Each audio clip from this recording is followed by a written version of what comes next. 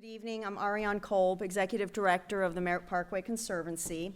When I was planning this exhibition with an amazing team, fellow curator Tom Burnson, Mickey Port at the library, I hope you had a chance to see it on the way in the gallery. If not, check it out on the way out. I felt it was important to include some programming about the work of the numerous individuals and organizations who preserve and maintain the Merritt Parkway. This impressive group of experts is gathered here today. We have Merritt Parkway Conservancy board members, Wes Haynes and David Parker, Deputy Director of Preservation, Preservation Connecticut, Chris Wigren, the Principal Engineer of CT Department of Transportation, Mike Chirpak, and we have Peter Vitoretto, landscape architect, and all of us are on the Merritt Parkway Advisory Committee. So why is this unique advocacy group striving to preserve the Parkway?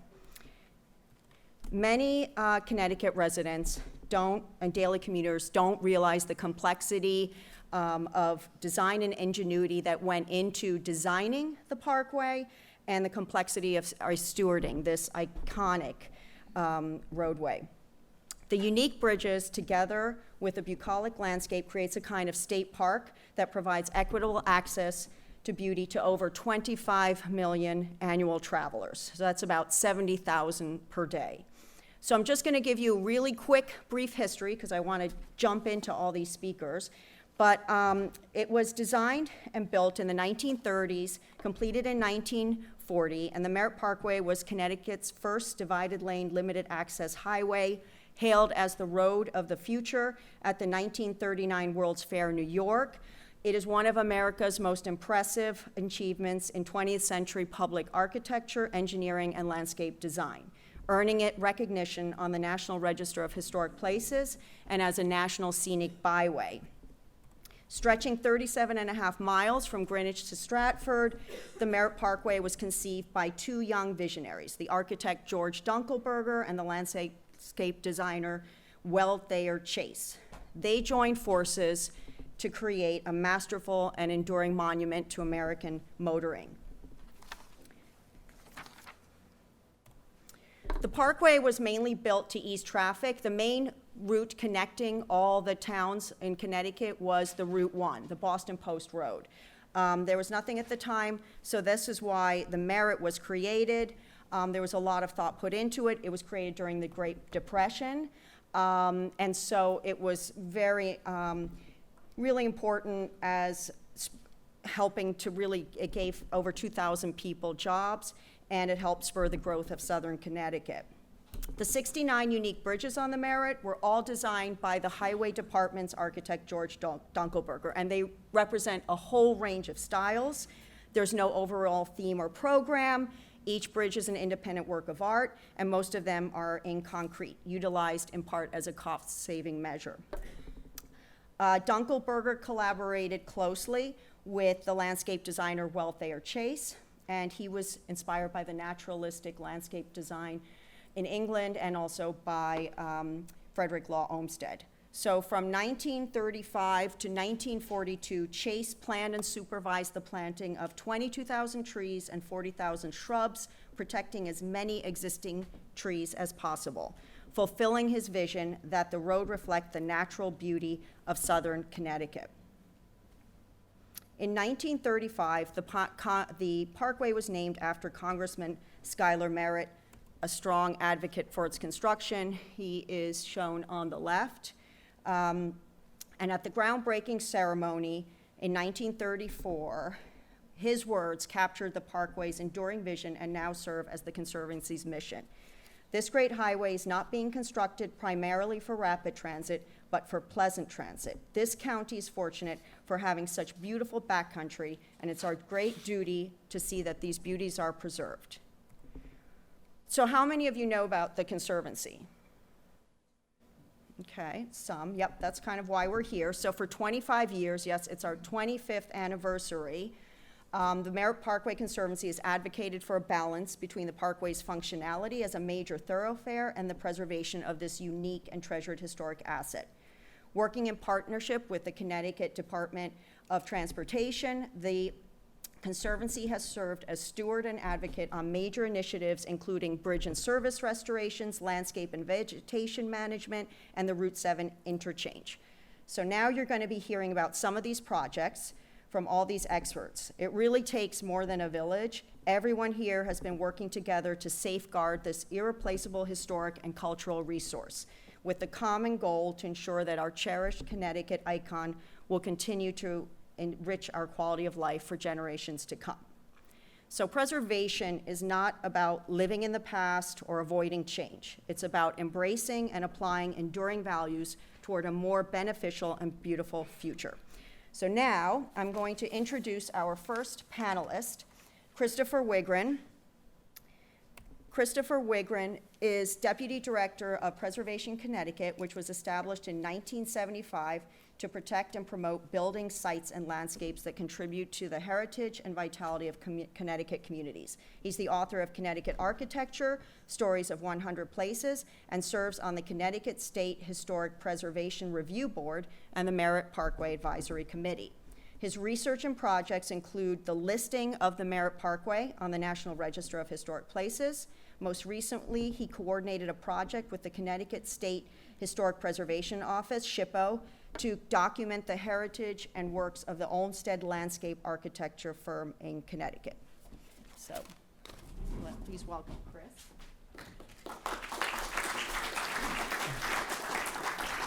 Thank you.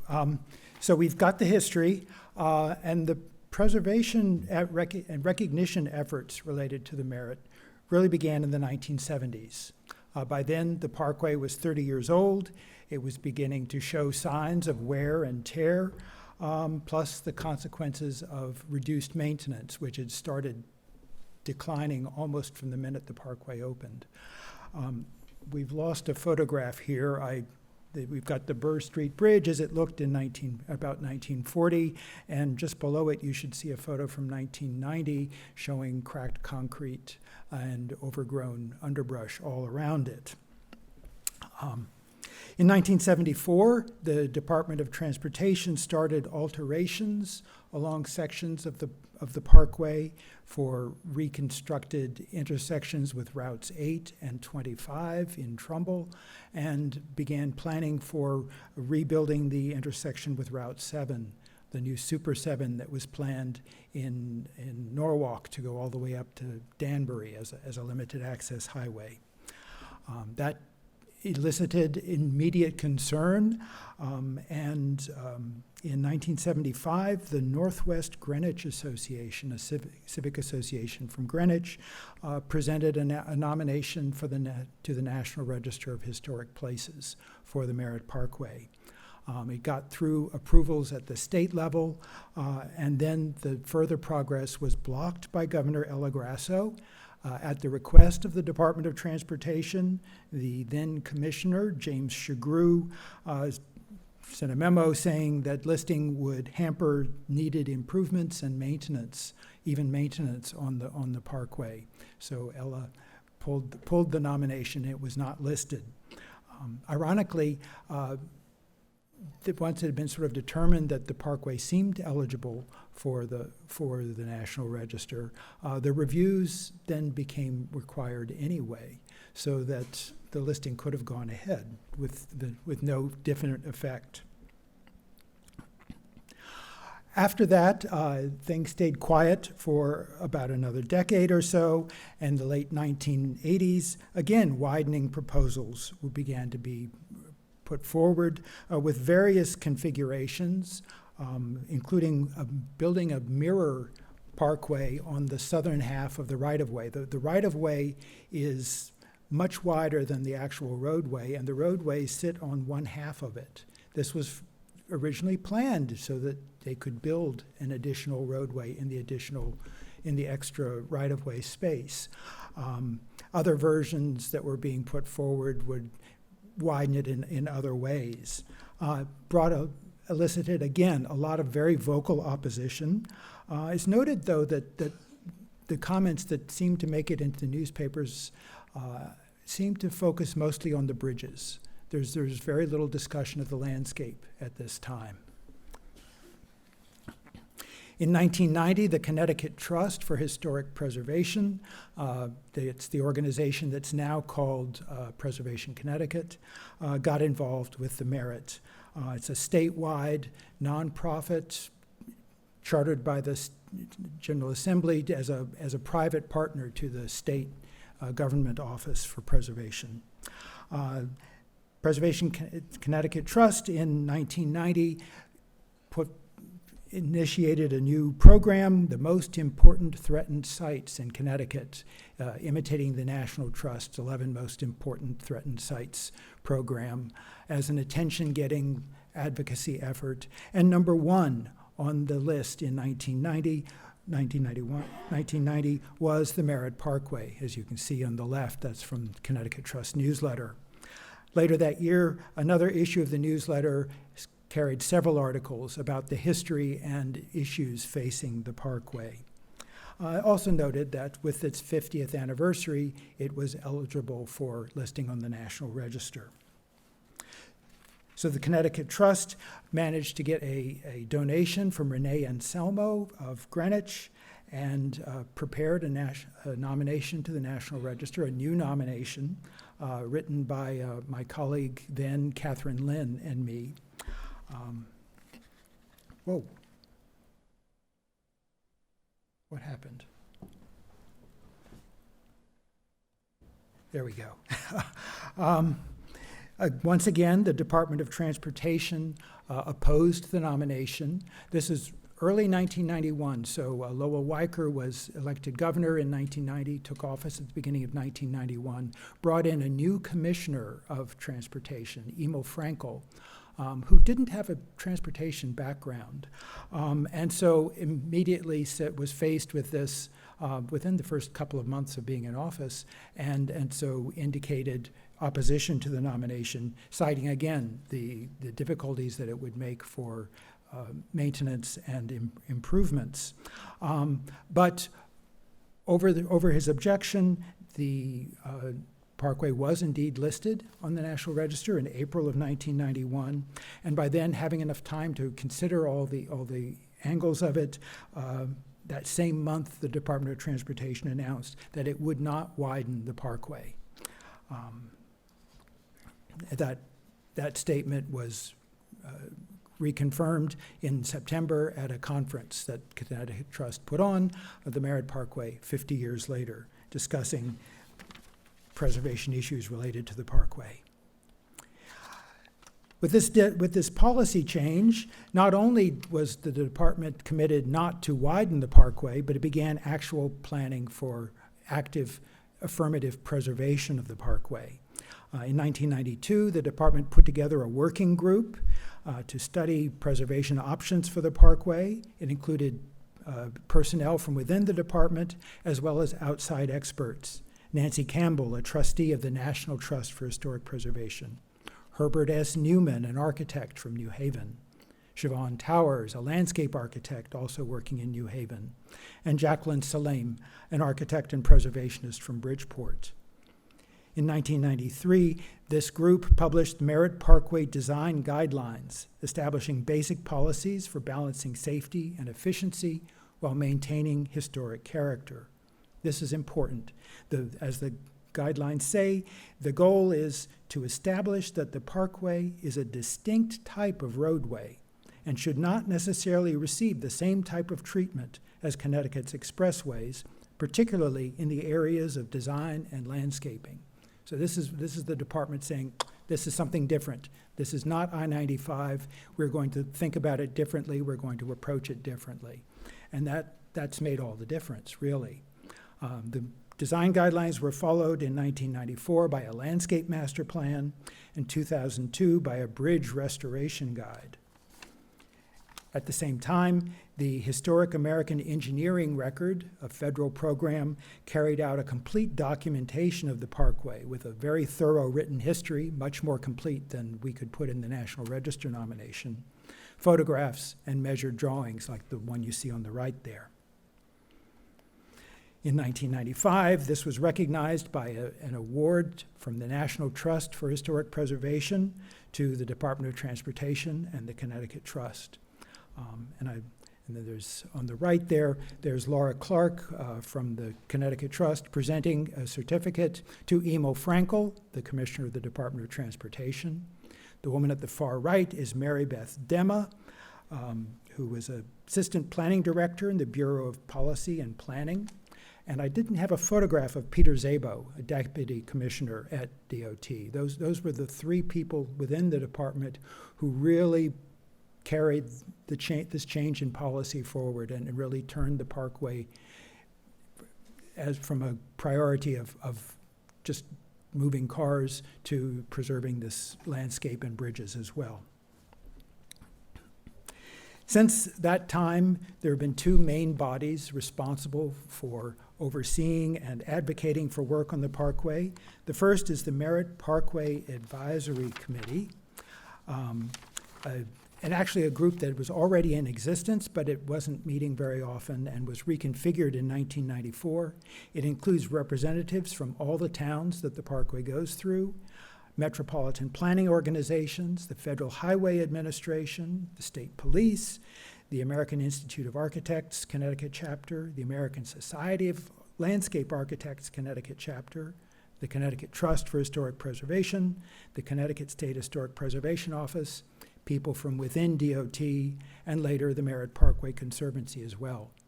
This body meets regularly to discuss and offer advice to DOT on work and be a sort of sounding board for work on the Parkway. It operates by consensus, not by votes. And interestingly enough, at the very first meeting in 1994, in September of 1994, one item on the agenda was the plans for rebuilding the intersection of Route 7 and the Merritt Parkway, which was already long in planning. Following up on that, Emil Frankel and Peter Szabo began the process of establishing the Merritt Parkway Conservancy as a friends group, sort of on the model of the Central Park Conservancy. Peter wrote the concept paper that you see there on the right. Emil was the first board chair. Peter actually served as the first executive director briefly. Originally, the Conservancy was going to do fundraising, do promotion for the Parkway, offer advice, be able to bring in experts that the department couldn't fund, but it was not going to be critical of anything being done on the Parkway. And then Route 7 came up again, and we'll leave that because that's going to be discussed later, I think, in some of it. But so. Very briefly, a lot of the preservation issues on the Parkway are driven by traffic pressures that are largely outside DOT's control, driven by planning decisions and by the general American tendency to put everything in an automobile.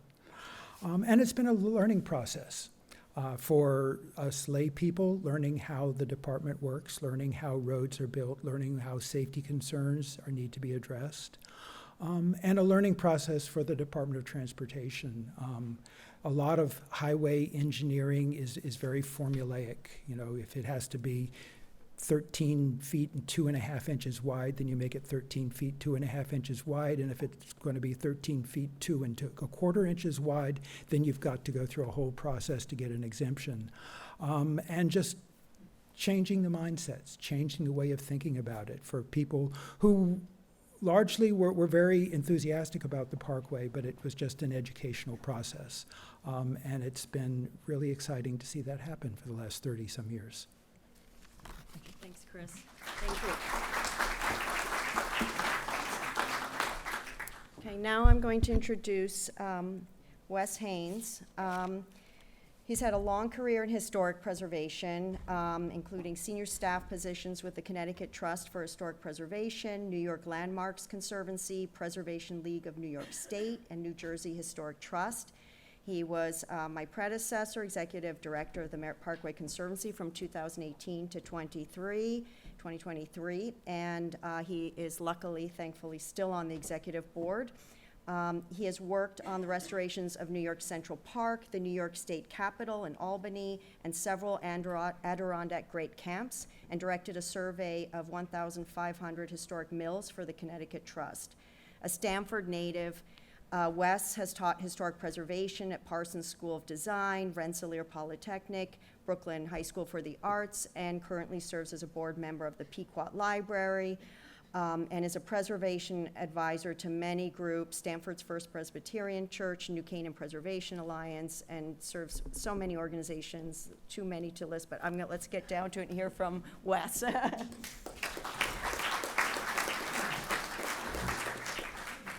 Thank you, Ariane, and thank you all for that warm welcome.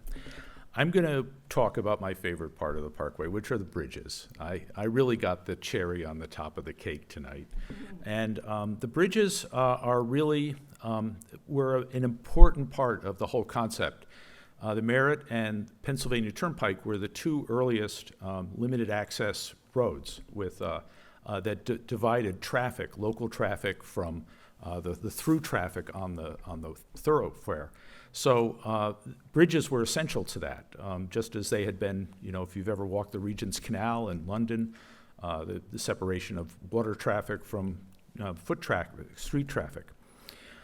So bridges were going to be a very costly part of the Parkway. And they went for a design on the top, which is the grandfather of all the bridges on the Merritt Parkway, which is a rigid frame structure. And they're 90% of the bridges on the Parkway are rigid frame structures. This is from the Autobahn, the grandfather of the Parkway, of the American Parkway and the Pennsylvania Turnpike.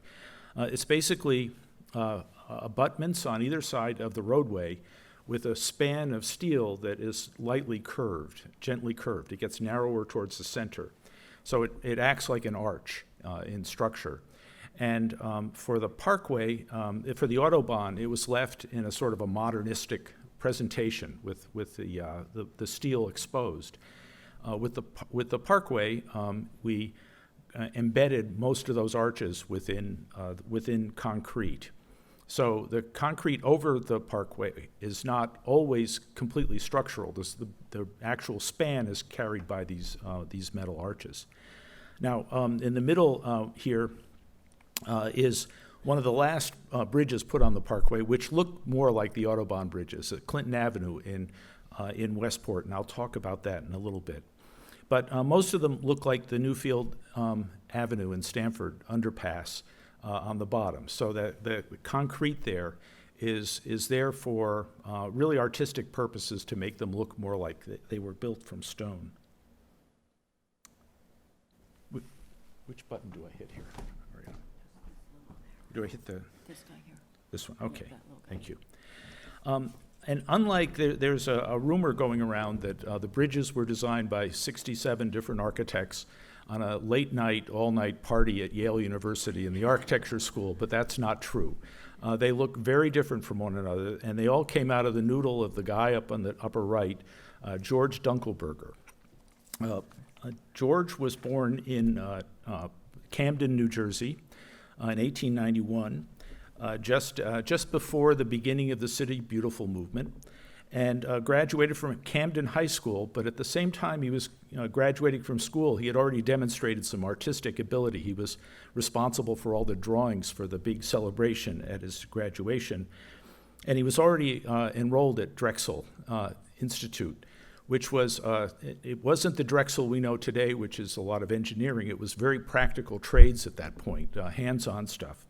He spent about a year at Drexel, and then he went on to the Pennsylvania School of Industrial Arts of Philadelphia, which was an arts and crafts-driven school that really taught students how to work with specific materials. And some of its, you might recognize some of its alums. The architect and woodworker Wharton Eschrick was there 2 years before Dunkelberger was there, and the ironworker, craftsman who did his work is so recognizable that every time you see it, you know it's his. Samuel Yellen was a graduate about 10 years before Dunkelberger was there. While he was there, he went to work as a draftsman for a firm called Price and McClanahan, and they were doing very, very traditional residential arts and crafts buildings, but some pretty out there other buildings that were really anticipating Art Deco in the teens before it happened. And among their big projects that were well known in their time were those big concrete hotels that were on the beach at Atlantic City. And Dunkelberger was in the office when those were being built, and there was a lot of ornamental concrete. It was very early in the use of concrete for ornament. And so Dunkelberger got this exposure to concrete. So when he got the job at the highway department in Connecticut, he probably had skills that no one else in Connecticut had in terms of modeling concrete for architectural work. And you can see the bridges weren't all done in concrete. The details down below, Madison Avenue, the detail on the right, is one of my favorite bridges. It looks sort of like a bunch of linen laundry on a laundry line crossing the parkway and blowing in the wind. And then the kind of Frank Lloyd Wright detailing on the Morehouse Road in Fairfield. But not all were concrete. There are 3 stone-faced bridges on the parkway. So our partnership with the Department of Transportation started off on a really high note when Herb Newman, who was mentioned before, decided it would be a great idea to light the bridges for Christmas at 2004. And we received national attention for that. It was really cool. We felt, at the time, I wasn't involved with the Turnpike, but what my conversations with Herb, he said, the road looked like it was open and rosy going forward.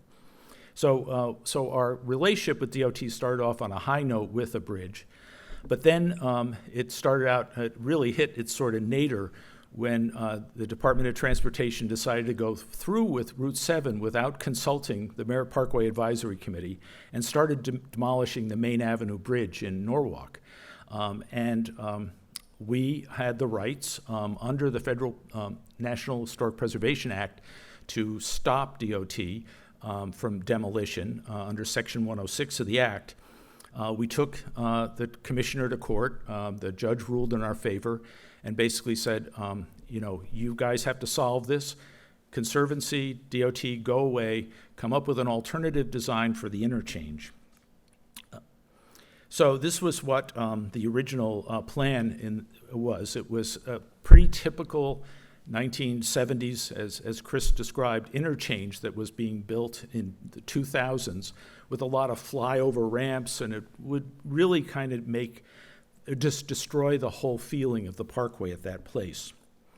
Well, 26 alternative designs presented to the Conservancy and other partners of the community later, and we have a much reduced interchange that is going to be controlled by traffic lights on Super 7.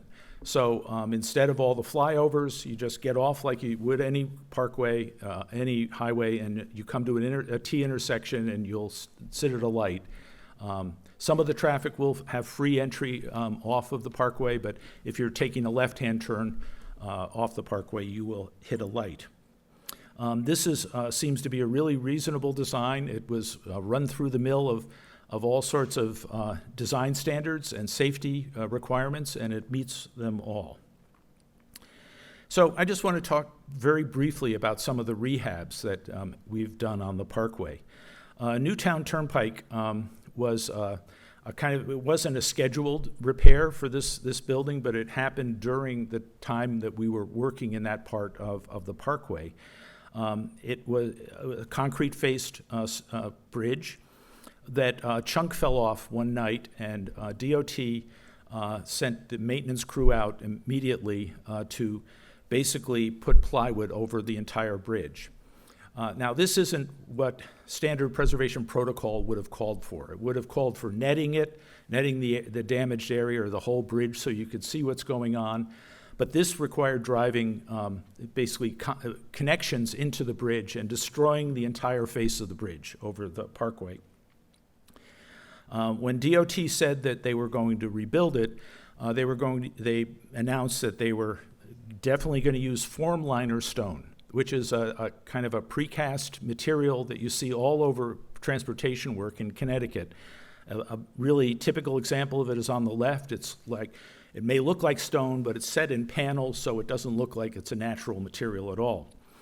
And we said we could live with form liner as long as there are no vertical joints anywhere in the bridge. And we went through 3 iterations of drawing reviews, and they finally, the company, Euclid Engineering, came up with a system where they could get the stonework replicated without any vertical bridge lines. And they won all sorts of national awards. This was a breakthrough moment in the history of form liner, that the Parkway happened on the Merritt Parkway. History is made there every day. And this is how it came out, and it really came out quite sweetly. It lost a little bit of the contour and the differences in the casting of the stones, but it was really a satisfactory solution. Clinton Avenue Bridge, the one that I showed at the very beginning, was a really unusual bridge, and it showed Dunkelberger's real craftsman-like approach to bridge, because he was really fooling around with different mixes of concrete here. This one, if you look at the black and white photograph, there are these little like diamond-shaped panels up at the top that are very deep, dark. Those were kind of made with crushed glass, and they were called reflectolights.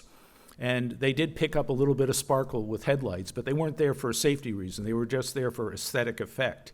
And also, this bridge used a precast material that was cast to look like Stony Creek granite. If you know Stony Creek, it was a major stone material that was quarried in Connecticut. Pink, it's a beautiful stone used for the base of the Statue of Liberty. And it was, this was a pink bridge when it was put up. So when it came to restoring it, DOT was not entirely on board at first about, the engineers did not want to be the engineer who spec'd a pink bridge on the Merritt Parkway. So I told them, look, I'll take all the heat. I'll just pull all the heat, all you guys. I'll be responsible for the pink bridge. We had the panels recast. We had a conservator do samples of the original material. We matched the pink pretty closely, and it's a pretty spectacular bridge again today, as it looked like when it was first put in service. Comstock Hill Road Bridge was recently done, completed last year. A father and son team by the name of Ferrari did the castings here. The father did the Native American, the son did the colonist. And the bas-reliefs are some of the most delicate work on the Parkway. This bridge had been coated with a waterproof coating that had failed, and when waterproof coatings fail, they tend to trap water where the coating hasn't failed because the water gets in where it has failed and tends to sort of rapidly dissolve concrete. So it wasn't originally in the scope, and you can also see in the lower right-hand corner that where it's painted this brown, that had been tagged by graffiti. And basically, when it's tagged by graffiti, maintenance pretty much takes out any paint that they have and they paint over the graffiti. The graffiti was so driven into the substrate on this bridge that we couldn't poultice it out. It was way too old. So we decided to coat it with a mineral coat. But first we needed to remove the waterproof coating to make sure that the mineral coating would solve. So we went to a conservator, and she monitored the sponge blasting. This was blasted with pieces of sponge that is very gentle on the bridge, but it's very effective at taking off coatings. And they were removed, and it was put back into its original, very subtle appearance and presentation. And so we have a couple of upcoming bridge rehabilitation projects that are in the hopper here. two bridges where the spans, the original arch spans, were removed and just put in and replaced with box beams, and there's these precast panels in front of them that are too low, and they keep getting hit by trucks. They're both in New Canaan, so you'll be seeing these happen pretty soon. Lapham Road, which really looks terrible today, and Marvin Ridge, which was just rehabilitated, but the precast needs to be replaced. And let's see, I just want to end on the project that I think everybody has noticed, a lot of New Yorkers comment on this, was the Lake Avenue Bridge. This span had to be taken out and replaced. All the original ironwork had to be replaced, the ornament taken off, taken to a shop in New London, sandblasted, recoated, and we matched the color scheme to the original. People didn't believe that the grape clusters were originally gold, but that was what the paint analysis told us, and that's how it came out. So we're pretty happy with this. Thanks, Wes. Thank you. I hate to rush everyone, but it's, there's this, we could have really a full-day seminar, 2-day seminar on all this. Okay, we're moving on to Peter Vetoretto, who is a principal at Hedridge Landscapes, where he has directed the Norwalk office since 1993. He works with project staff to craft processes that integrate compatible new designs within historical settings, achieving preservation, sustainability, biodiversity, and resilience goals that benefit the environment. His work on national historical landscapes include the Independence National Historical Park, Gettysburg's Little Round Top, Vizcaya in Florida, Jackson Park, the U.S. Capitol Grounds, Niagara Scenic Parkway, and San Gaudin National Historical Park, among others. He is also on the Norwalk Tree Advisory Committee. He serves on the Connecticut chapter of the American Society of Landscape Architects, and he is an integral part of the MPAC, our advisory committee. And which one do I hit? This guy, Yeah, this so. guy here. yeah, Oh, wait, no, not that's still quite. Wes. There we That's you. go. So I've been on the Merritt Parkway Advisory Committee since 2014.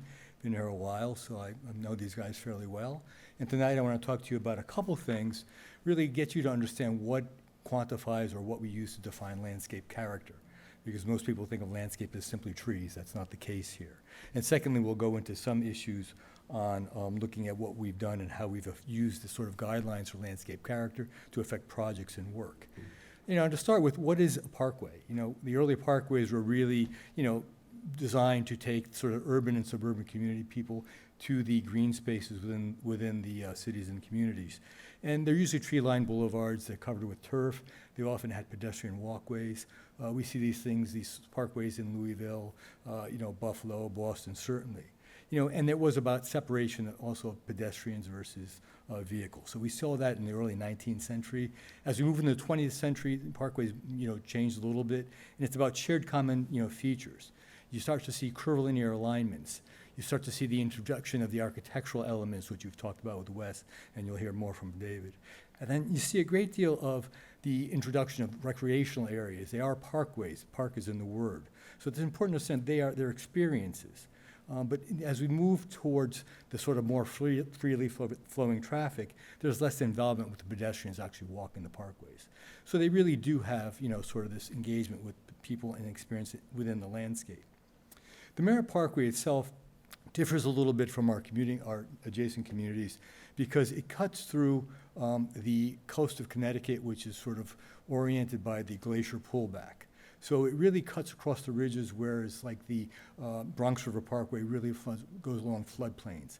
And this is kind of critical to understanding the character of the landscape because it's different than many parkways because it cuts through these valleys. It itself cuts over 8 watercourses. It makes that transition from high to low. It runs through that 1938 agricultural landscape that's converting to suburbia. And you're going through high forest or high wooded areas that, oak beech associations, down to the wetlands where you've got tupelos and plane trees. So you see this diversity of flora and fauna as the parkway runs through it. But the parkway itself, of course, is not natural. It's got a great deal of, cut and fill. So if you really look at the topography of the parkway, it's sculpted, it's manipulated, and it gives the parkway quite a bit of its character. And this is where we start to see these sort of rock outcroppings. If you just recently go through Greenwich, it's been recently cleared, you see the rock outcroppings, they pop out, they're beautiful, they give you a sense of the landscape you're moving through. And this is all about understanding what Thayer Chase had in Earl Woods, who was actually the engineer, but an arborist by trade. So how they started to work to heal the landscape. And when we talk about landscape, what are the elements that comprise the landscape? It's spatial organization. It's how you move through the compartments of vegetation as you move between one bridge into the sequence of the other bridge, the spatial orientation, and how that sets you up for views and vistas. We talked about curvilinear landscapes, and why the parkway's curve is really important to understanding the way you move through it. The circulation patterns, the roadway is part of the landscape, not the vegetation part of the roadway, because the roadway is critical to you moving through a landscape as well as the topography. The one thing you can't change easily in the landscape is the topography, and that gives you a really sense of the way it moves and the way you engage with it. And in the case of the Merritt Parkway, you have a few water features. The reservoir in Greenwich is certainly one of them, which we'd like to open the vista to, so you get a sense of looking beyond and outside of the parkway itself. The Saugatuck River Bridge was recently redone with an open balustrade, so you could see out beyond the balustrade itself. So being on the Conservancy, one of my first tasks or projects was the Westport Fairfield section of the Safety Improvements and Resurfacing Project. Now this project was done, I think, in 2016, and part of the safety issues were about changing the grades and the way water flows off the surfaces of the parkway travelway, and the landscape, making sure the landscape did not drain back onto the parkway to stop hydroplaning. So in this process, DOT came up with about 100,000 cubic yards of fill they needed to get rid of. And this volume of soil is quite a bit. It is what we call gray soil. It's not toxic soil, but it really can't be used anywhere, in residential lots or sold off on it. So they want to reuse it on the site. And they said, we're going to build a berm across the front of the Westport property. Now, to a landscape architect in a cultural landscape, berm is a four-letter word. We just don't do that. They never look natural. They're usually engineered. They look very, very trite. You see, there was a small one in the photograph below, and they just wanted to make that another 8 foot higher, because that's what they do. But if you come to the Merritt Parkway Advisory Committee here, we're going to say no, this doesn't work well for us. So we're looking at opportunities to renew this landscape. So we go back, we look at the guidelines, we look at the historic documentation, and we start saying, well, look, I've got a 1963 photograph, aerial, and I'm looking at that landscape, and it's pretty open, it's pretty clear. I see the bosques, the trees. Chris mentioned to you that by 73, the parkway was pretty much in decline. And this 1963 set of photographs is a pretty good capture of the character of the landscape of the parkway landscape. So using that, we said, what opportunities can we have? The pine trees are maturing. They're top heavy. They're becoming dangerous. All the undergrowth is gone. You actually see the new building, the YMCA, quite clearly. Got nothing but invasive species about it. Is there a way that we can actually look at rebuilding the landscape with a guiding principle of landscape first? So as opposed to worrying about the people at the Westport YMCA seeing the parkway, we're worried about seeing the YMCA. And one of our biggest issues parkway-wide for 38 miles is that we don't want to see outside of it. And that does not mean we need a snuffleupagus corridor of green, but we look to actually screen the abutting activities. So when you ride the parkway, it is an experience of being in a park. So we went back to look at our documentation. We worked, hands-on. I mean, these are hand sketches working with Matt, who's sitting here, and Mike, and saying, how can we actually utilize this 100,000 cubic yards of soil and elevate that parkway so perhaps it raises 5 foot across the length of it. So you don't get a sense of any topographic change. And by the way, at the end, you're 5 foot higher and you're screening the parking lots of the YMCA from the parkway. So this was one of the guiding factors. We can't screen the building, but we can screen the parked cars because they have glare and they have headlights, and we don't really want to see those. In time, the planting will, eventually cover the building. This is one of the photographs of a drone that was actually just after it was planted, and you get a sense of how the landscape is still fairly flat and fairly open, which is as per you see in the 1963 aerial. But if you really look at it, it falls sharply to the Westport Y side. The planting is sort of mimicking what we see in the 63 photographs. You've got 2 groupings of pines to either end. The YMCA happened to have planted evergreens in between. You see the linear line of London plane trees. So we're working with what they've given us to start with and sculpting a very soft and, pleasant landscape that's more park-like in appearance. Under the trees, we're using tall fescues and sedge materials to try to eliminate and reduce the amount of maintenance that it takes. So we're not damaging the trees and we're reducing maintenance costs. That little inset there just happens to be a pile of soil that, is underlying those trees today. That gives you a sense of the volume and what the four-letter word really shouldn't look like. These happen to be, contemporary images taken from Google. And you can start to see it about, I think it's 8 years out or so. You're starting to see that we are, in fact, screening out the parked cars from the West Y parking lot from both directions. The roof of the YMCA is still present, but in time, the pine trees will cover that. And the pine trees are planted so they can actually grow to mature sizes without being too close together. So there's a really thought about how things grow together long-term, because we're not reforesting the parkway, we're recreating a park landscape. The parkway is not a natural landscape, it is made to fit back into what was destroyed. So it really is quite, it's quite a challenge to use the principles and the ecological systems to bring that parkway to the character that it was designed for, that it wants to be. This was not a new case using a berm, because in 2014, one of my first charges with the advisory committee was they were putting the salt shed in the Fairfield. And that salt shed is 22 feet high. So DOT said, we're going to build a 12, 14-foot high berm for you. Again, we got a four-letter word. Doesn't work. So we can have a really ugly piece of landscape and an ugly building, or we can actually build a nice landscape to sort of put the building in the background. So we worked with DOT to build what we call an OG curve. It's a soft curve. It's what topography should look like, as if you're going to ride down it on a sled. It should never be a 2-to-1 slope. It should gently slide up and down. And we took that and we planted it. And so that's what you're seeing there today. And this is, 11 years out, 12 years out. So you're starting to hide that salt shed, and you don't notice that the landscape's been changed.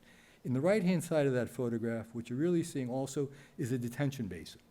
2 weeks ago, we had a question about how are we dealing with stormwater management on the parkway. We were dealing with for a while, back in 2014, picking up stormwater, putting it in the landscape. We talk about rain gardens. Rain gardens are not really our friends to historic landscapes. But we look at other ways to let water percolate into the ground. Here, if you're looking on the exit 28, that detention basin is in front of you on the right-hand side. It's actually tucked away as part of the berm. So it's sort of a yin-yang landscape. It's very soft. You don't notice that it's not natural. Recently, the detention basin at the New Canaan rest stop has been changed. The alignment there had been widened. We actually worked with DOT to push the detention basin back away from the visible travel lane and getting rid of that split rail fence. Split rail fences on a cultural landscape, Merritt Parkway, not part of the language that we typically use. So that detention basin is pushed back. It does have a black chain link fence. Not my favorite. I'm not sure why we have to prevent people from walking into a detention basin, because if they're stupid enough, they should get wet. We're currently working on the wrong way, or the sort of wrong way device signals. And this is a challenge for us. You're seeing them come up. You're seeing them come up through the state and other states. There is one now at the North Street exit entrance ramp on the Parkway. There are two now at the Main Street at Route 7, Main Street in Norwalk, rather, and that's what's photographed here. These little guys, it's about 4 to 5 poles. They're 20 feet high. What you see in this photograph is 4-inch diameter. What you're going to see coming in is 6-inch diameter for safety purposes. They're not necessarily pleasant, and they have these wonderful solar panels on top. So we're having a little trouble with this. So working very carefully with our associates, we're saying, these are in urban places. Get rid of the solar panels, hardwire them. Because that's one of the most visually obnoxious things on these things is the solar panel. So now we at least have a clean pole going up. So that's one compromise we've come to. The second compromise we've come to is that if we can paint them black, they're not as noticeable. So let's take the shine off them. Let's let them fit in the landscape. Black in the landscape tends to recede, or dark green. So we were able to get that. I haven't seen the sample yet, but we're working on it. And importantly, about 6 weeks ago, we actually spent 2 days out in the Parkway saying, where do we place these things where they meet their safety requirements, but are tucked into a landscape so the landscape can actually help mask them without planting them themselves. Because when you tend to plant the item itself, it becomes more noticeable. So we're working with the crew and working with the landscape division on the Parkway, who's here as well. How do you site these things to get them behind trees that are already in the foreground? How do you make them visually recede so the traveler sees the tree and not the pole? And when you can put a tree in front of it, and when you can put these things in shadows and shade, it takes the sunlight off them. So these are very subtle things that help to sort of push these back in the landscape. You're going to see them, but they become more utilitarian, and we're doing the best we can to keep them sort of quieter in the landscape. And currently, we're also working with a Merritt Parkway landscape management guide. This has been in the works for about a year or so, and we're working with CDM Smith and SLR consultants. They have an arborist on the team. They have a historic preservation landscape architect, botanist, and an archaeologist as well, I think. And we're really looking to build a set of guidelines because the Merritt Parkway is different, as Chris told you. It has a different set of desired objectives, and the landscape is critical. So we want to be respectful to the original design and the cultural value of the landscape because it is a cultural landscape. It's something that affects the way we live our lives. How do we improve now new contemporary ideas, species and diversity? So we're looking at plant materials that help the ecological systems. You actually have two bills in the state Senate, 114 and 414, that are actually directing the Department of Transportation to look at the Yukon study for sequestering carbon and how that can be helpful along our roadways by looking at vegetation management. I'm going to add the aesthetics factor to that because I'm a landscape architect, and that's critically important as well.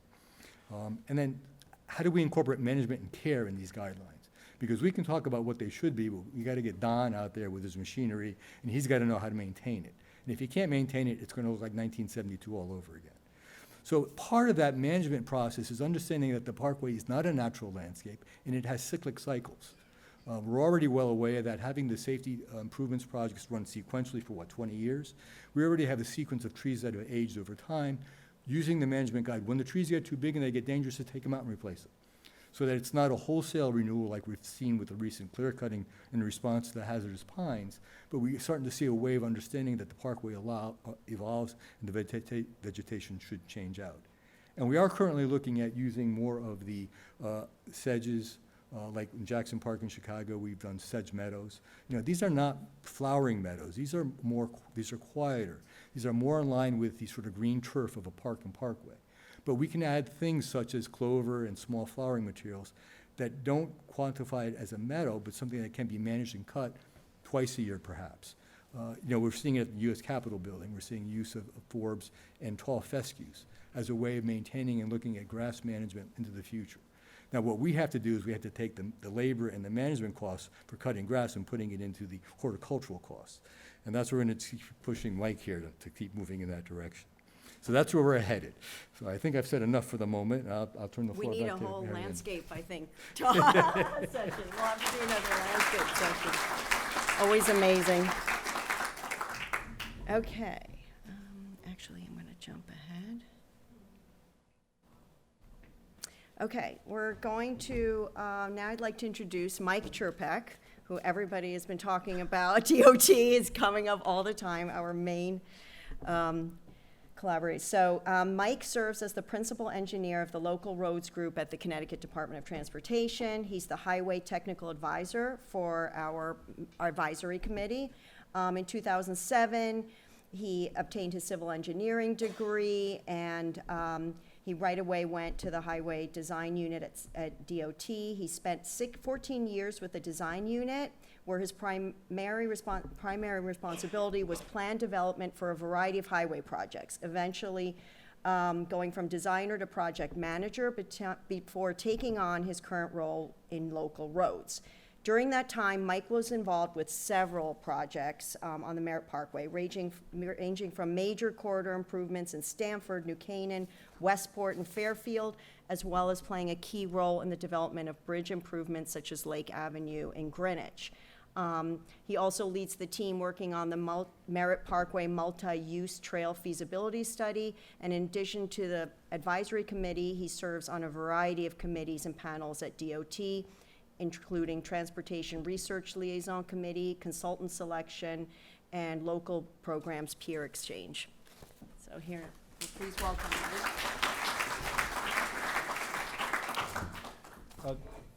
Thanks, everybody. Thanks, Ariane. I was told I was brave for even mentioning the Merritt Parkway Trail study I worked on a long time ago, but so that was lead, not leads. But I wanted to mention it because it was very different. Walking the highway, walking the entire length of the corridor, and viewing the highway from that perspective. So it does give a different vantage point than you normally do just driving it.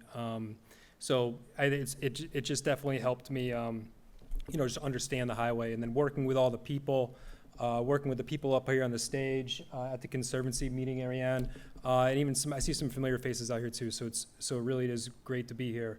Honestly, we was asked to talk about, DOT policy and management partnerships, which is kind of a humbling experience even to be asked to be here, right? Because all the mistakes that we made in the past, right, Wes, that you're kind of mentioning, the use of the word berm, so we have made some mistakes, but we also learned a lot. Working with these guys and gals on the Merritt Parkway Advisory Committee has really been a great experience. And it's turned from, I think, what was rumored to me when I first came on board, it was more of an adversarial relationship, has really turned into quite the, what I kind of have called the true public-private partnership. So everyone here should be proud of what they've been able to accomplish with the work that's gone on. And so I kind of wanted to just kind of go over some of the things that kind of led us to that. So being from DOT, our main goal is safety, right? We want to make sure people are getting from point A to point B as safe as they possibly can. That can be a challenge when you have such a landscape, such a historic resource with landscape designed in there when it was designed with cars that were going much slower than they are now, much less traffic than is out there today. As you see on the picture on the left, not a lot of safety elements out there, right? We've learned a lot over the years. And even the use is different. Back then there was a piece of the parkway that was just used for pleasure, as it's described to me. And now it's, probably there's still some of that going on, but there's a lot of utilitarian use, a lot of getting point A to B, relief from I-95, relief from Route 1. And so we're trying to balance that. How do we preserve the past but modernize for today and for the future? So traditionally, highway standards look a lot like this. Now, I don't really appreciate the look of the I-84 corridor in Hartford, but if you look in a highway manual, this is kind of what you're going to get if you just listen to the book. These areas are, very rough on the eyes. They're just utilitarian. They get people from point A to point B. Chris, we get our lane widths out here. They're going to be 12 feet, not 12.3. And we're going to want them at that. And we're going to want our shoulders a certain size so people can pull off and emergency vehicles. And for, in this particular instance, it's got a HOV lane with the median and the drainage and the taper rates for the on and off ramps.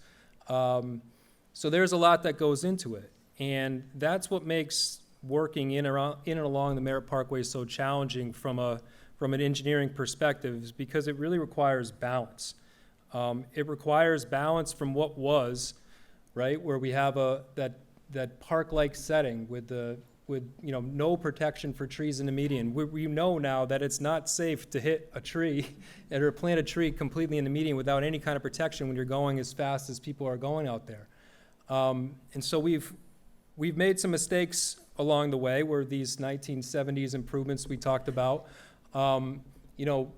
maybe they weren't the best for the historic resource, but at the time they were probably top of the line improvements for what we thought was the right thing to do as a highway. So we've come a long way. As we've talked about, I've worked on a lot of these corridor improvement projects, and they're challenging.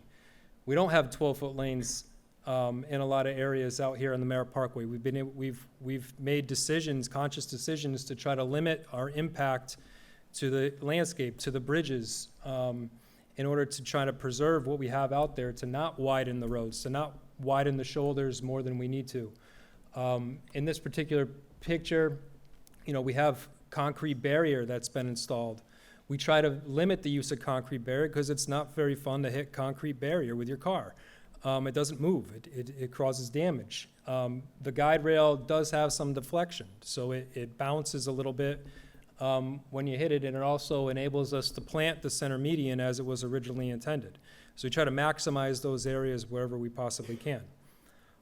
In this round of projects in Stamford, we were trying to minimize the impact to the trees adjacent to the landscape on the right and to the left of the highway. And so we left that as close as we could and protected it with guide rail. Other areas we were able to flatten out and create more of a park-like setting, working with Pete and his team, working with the others at the Merritt Parkway Conservancy, and come up with something that works for preservation and for the Department of Transportation from a highway perspective. While the historic resource is important to some, and a lot of you in the room, a lot of people are just driving the road to get to point A to point B, so safety is going to be their primary goal. So we're trying to balance that, right?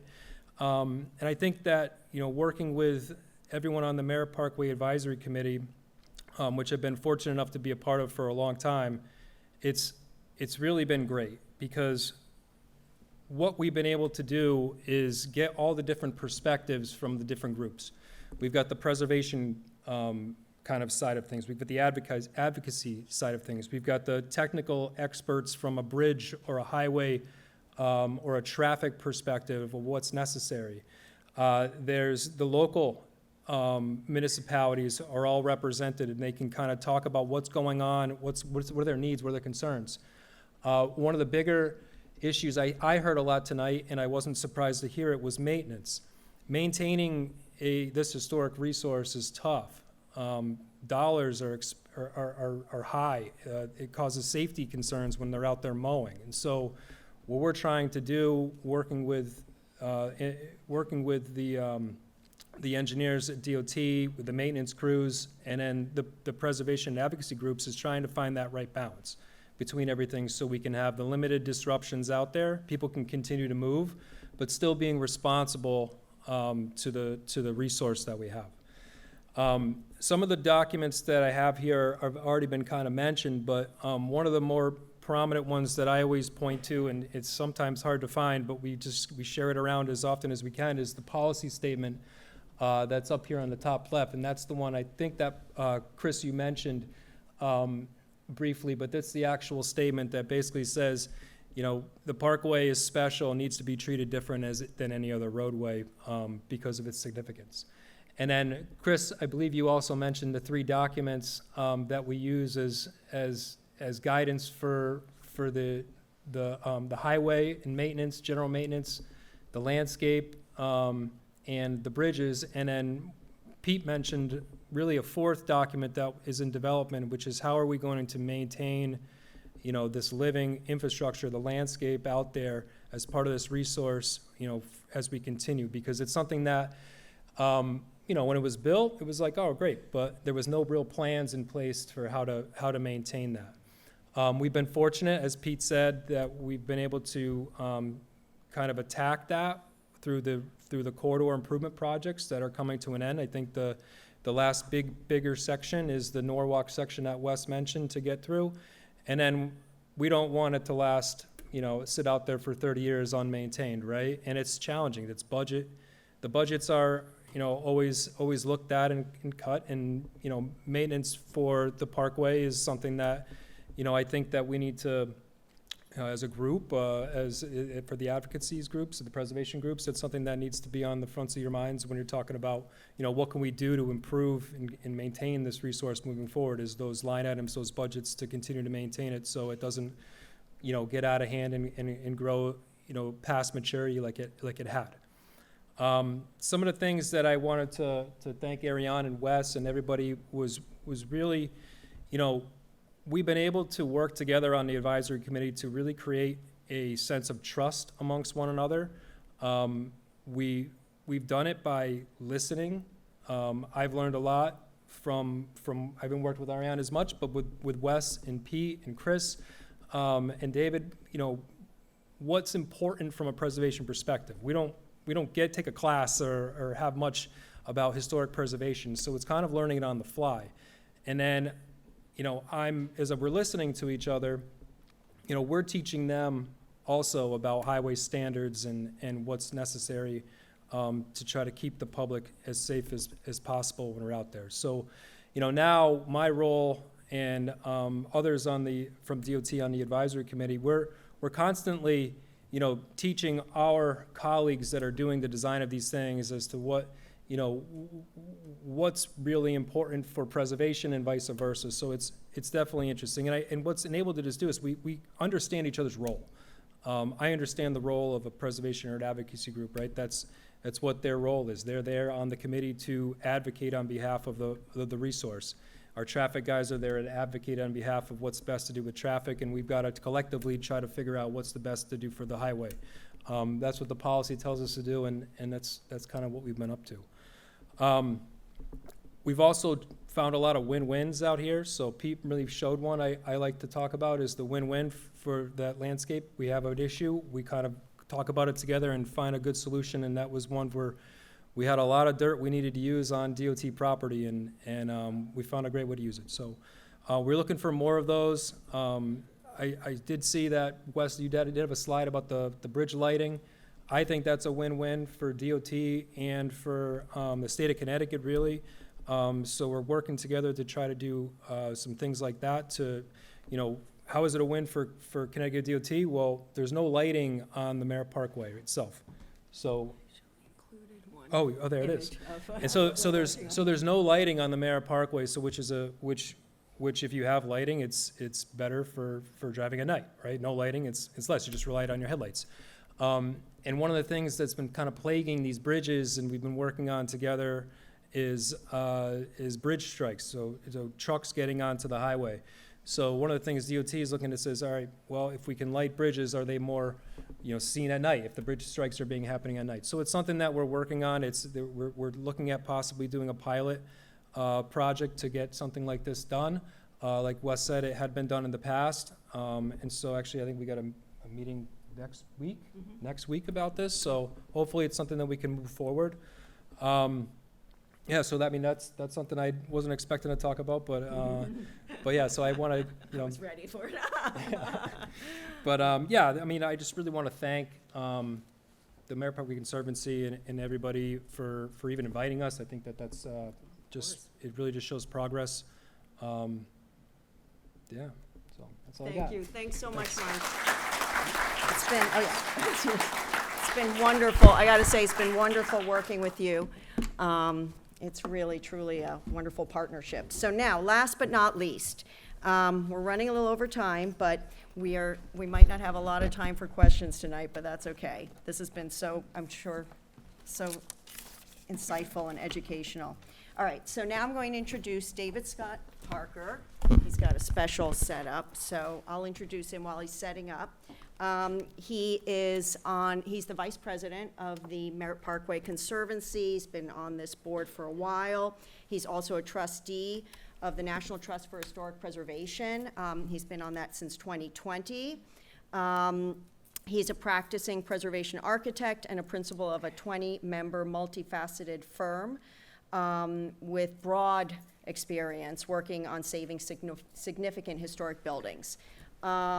He has led efforts to preserve many national historic landmarks, the U.S. Treasury in Washington, Mark Twain House in Hartford, Lockwood Matthews Mansion right here in Norwalk, Greenwich Historical Society, the Explorers Club in Manhattan, and many others. So, without further ado.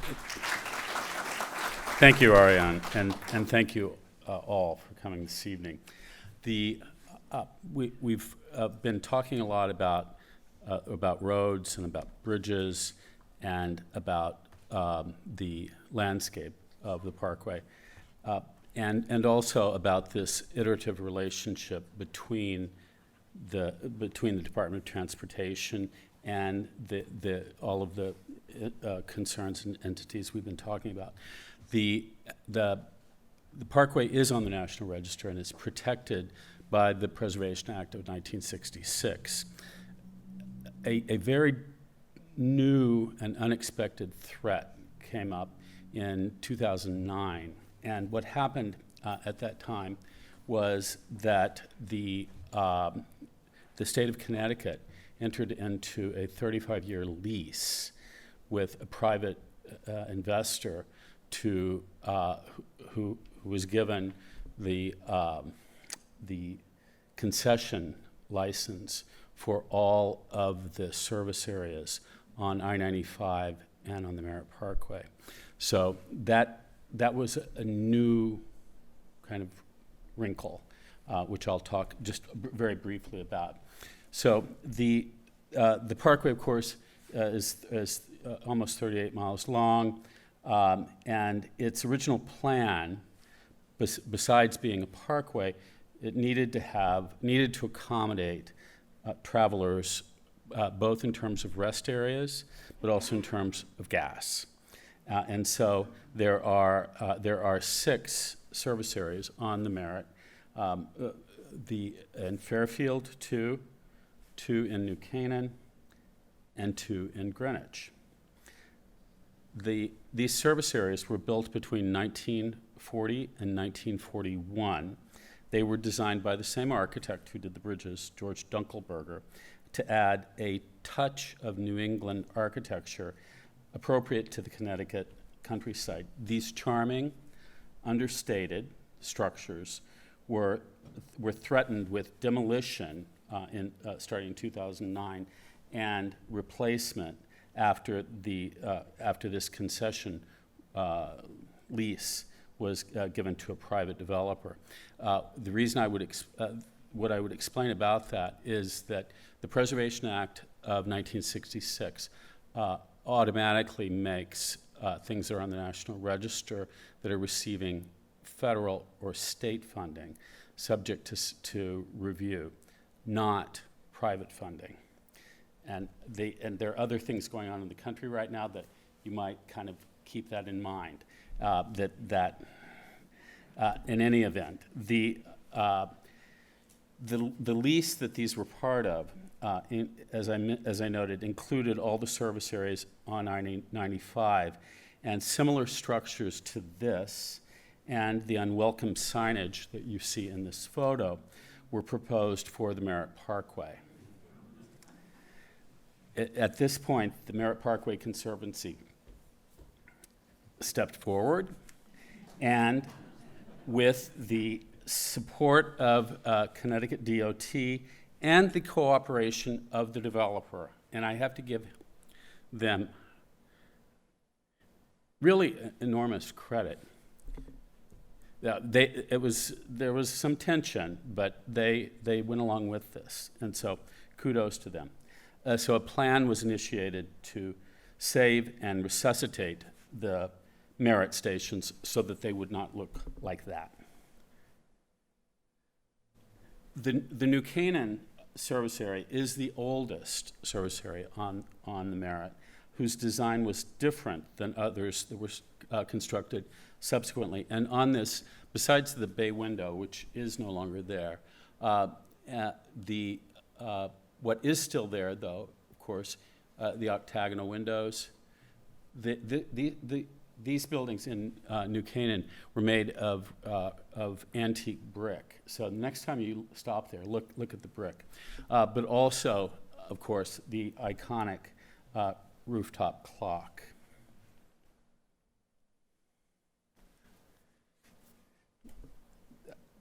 Those features had been lost or obscured by alterations in 1958 and later in a more destructive way in 1988, and subsequently fell into disrepair. And here's a photo taken just before they were then threatened with destruction. The clocks were gone, but recreated, and their copper hoods, with their copper hoods and replicated turnings. Windows, their muntins and shutters were, as part of this project, restored, and you just saw the before and after. Wood siding And soffit moldings were replicated based on profile gauges and paint analysis to recreate the original hue of the paint that was on them. Here's, this is Fairfield before and after.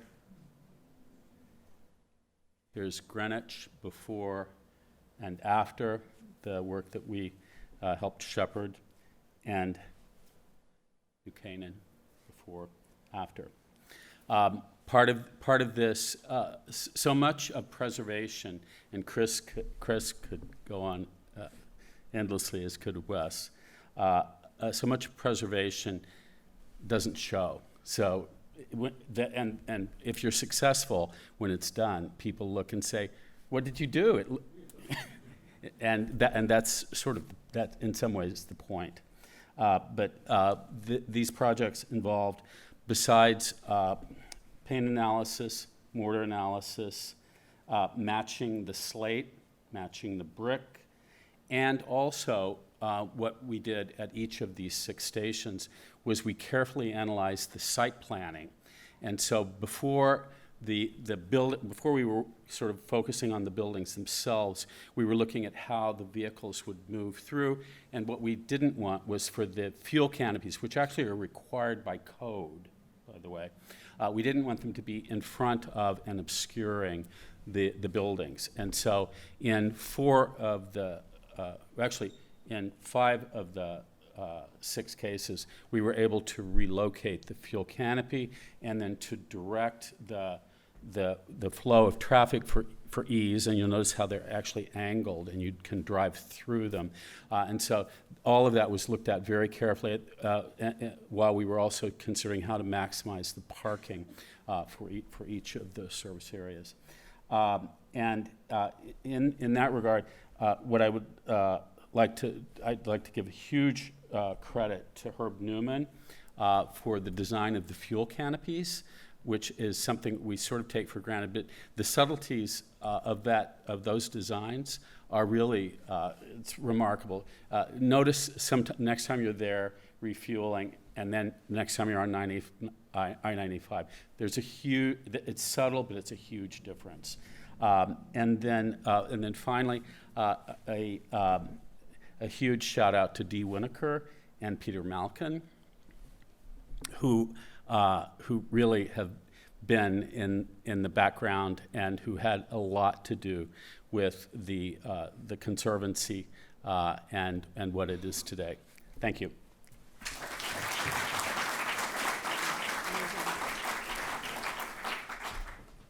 Okay, we're going to thank you all. Let's give it up for this incredible team for making this happen. Happens to be May is Historic Preservation Month. So, this is great. In the spirit of that, please keep the Conservancy in mind. We really, need all the support we can get to realize some of these projects. But thank you to this amazing team. This is how we get things done, and there's a lot more work to be done. So Mickey, why don't we open it up to some questions? Yeah, we have time for a We have couple of little questions. If you raise your hand, I'll come to you with the microphone. When historically were the horse and buggies on the Merritt, where they would come with the horse and buggy and picnic on the Merritt, if it was the Merritt then?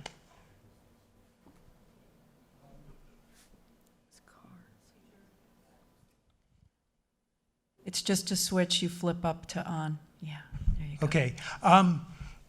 There was discussion of a bridle trail when the Merritt was being built. It was never carried out all the way. And there actually, in early brochures, there are admonitions against picnicking. So there were picnic areas on some of the Westchester parkways, and there were bridle trails, but it was never formally done along the Merritt.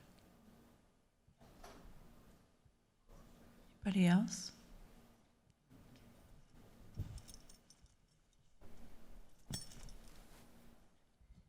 I just had a question, actually 2 questions. One is, how many bridges have been renovated or restored, and how many more need to be done, and what's sort of the time frame for that? And the second, I was kind of curious if there's any other, I know there's number of other parkways somewhat similar to the Merritt throughout the country. Do any of them also have all these distinctive bridges that the Merritt does, or is that just unique to the Merritt?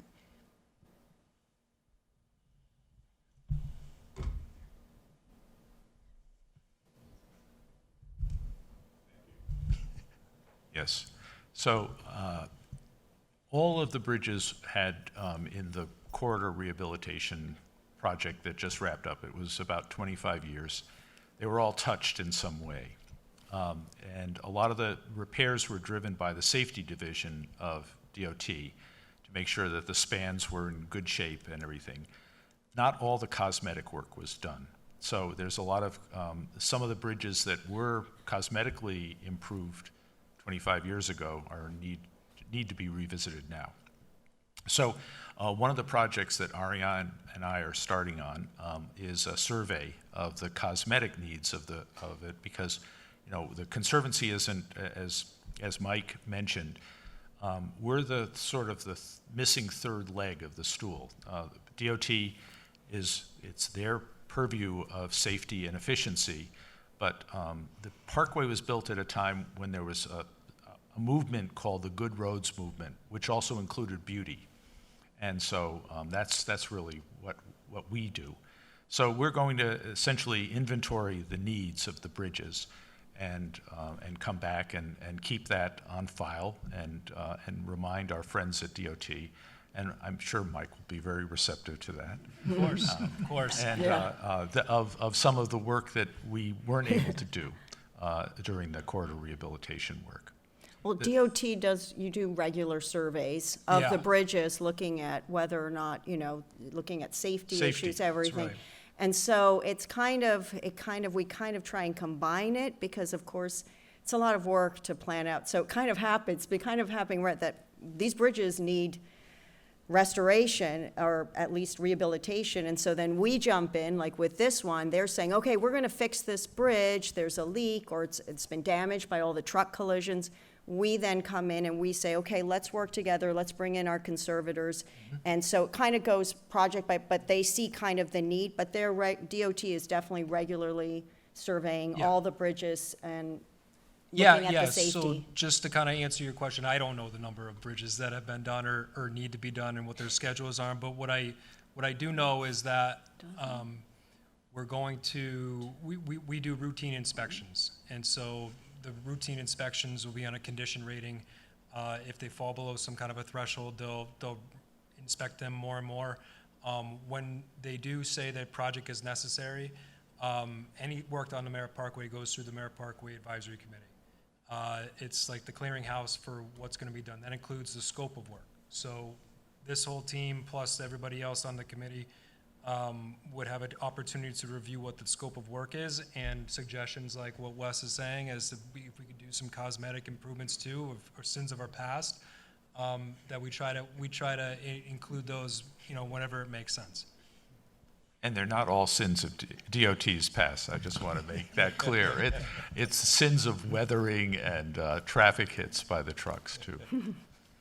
Thank you. I think I probably know the answer to this question, and I would caveat by saying I'm not a proponent, but why is the Merritt no longer a toll road? It would seem that additional resource of revenue may help or could help with a lot of the maintenance and landscaping and bridge repair and that sort of thing.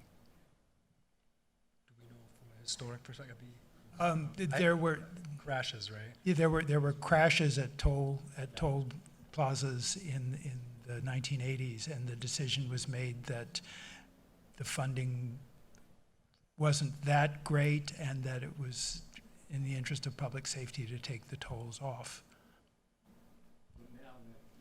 Now that there are these electronic toll systems or whatever, however, those things require putting up the big things that some of us would object to. Right now, the only affordable way to collect tolls is with overhead gantries. And we have been looking gently into we have a former employee of the New York State Thruway Authority on our board, Bill Finch, former mayor of Bridgeport. And they had studied sort of lower rise ways of collecting tolls. If we can get something that's not visually intrusive, we will support that 100%. And a lot of people in Connecticut won't like that. I have a question. I've noticed, many of us have noticed that the Conservancy doesn't apply to exit numbers. Why were the exit numbers on the Merritt Parkway changed? Yeah, I can answer that. So that's something that we fought back on. We resisted the changing the exit numbers as long as we could. Federal Highway Administration mandated that the exit numbers on its highways are by mile point. We were one of the last holdouts as a state on that, and we asked for an exemption. I believe their traffic group asked for an exemption from the Merritt Parkway, for the Merritt Parkway specifically, and that wasn't well received. I have an unusual question. First of all, I want to say thank you so much because I deeply appreciate beautiful art and architecture and landscape design, and it just makes me proud to live here and be around people who share those values. I used to live in California, and one thing they did, I drove from Boston down here last spring and counted 38 dead animals. And it really hurts my heart when I see that. And so what California did is they built, and I don't want to cause a problem with this, but they built overpasses in some areas where there's a passage in an area where there's more wildlife, or some kind of tunnel. And I don't know if that's a topic that ever comes up, but I just wanted to suggest that a solution for, some time. I don't believe it's actually ever come up. But there are times when we've talked about not putting on medians, sort of berry fruiting materials, so that the deer are not attracted to going to the medians and crossing the travelways. So there is a modest way of dealing with it in a vegetation sense, sort of not inviting them to cross the road. And also not really my area of expertise, but we have had conversations about the number of deer heads on the Merritt Parkway. It's my understanding that those have gone down since we've done some tree removals and replanting and stuff further away from the edges of road. I can remember before the corridor improvement projects went in, there were trees almost right up to the edge of road. And so by moving those back in the way that it did and making the vegetation a little bit smaller, those deer are not going as far or as close to the road because they're just going to the forest edge. Again, I don't have any data to support that. That's just kind of what we've been hearing from our maintenance crews, as a result of those efforts. They get to look both ways now. Great. Okay, thank you, everyone. This was, thank you to this amazing panel. Oh, Chris has something to say. I want to say one last thing, because this deals with you all. I mentioned that, a lot of the preservation issues come from forces beyond DOT's control, planning decisions that increase traffic level. Another one is accidents. Very often it is us, the way we drive. Very often when you read about accidents on the Merritt Parkway, and the reports will include speed as a factor.